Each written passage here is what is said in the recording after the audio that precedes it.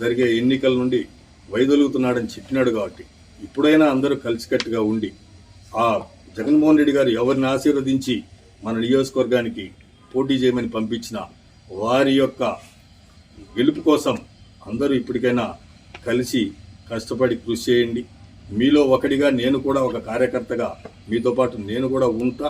ఇప్పటికైనా కూడా మీరు ఇది చేయకపోతే ఆయన బొమ్మతో మనం గెలిచి ఆయన బొమ్మ ద్వారా మనం అధికారాన్ని అనుభవిస్తూ ప్రజల సమస్యలు తీరుస్తూ ముందుకు పోతున్న దానికి కూడా విలువ ఉండదు.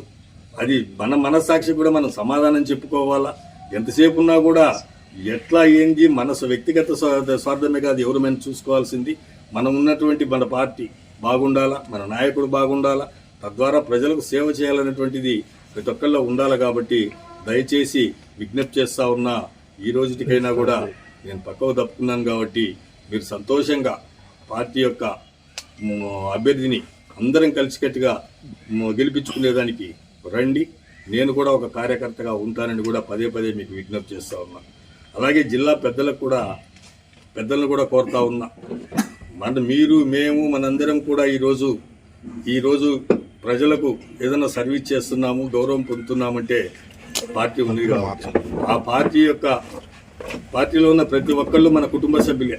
ప్రతి ఒక్కళ్ళు మన కుటుంబ సభ్యులు అయినప్పటికీ కూడా మీరెందుకు గాను నన్ను ఇంత చిన్న చూపు చూసి కనీసము నా ఆవేదన కూడా మీరు పట్టించుకోలేకపోయినారో నాకు మాత్రం కొద్దిగా బాధాకరంగానే ఉంది.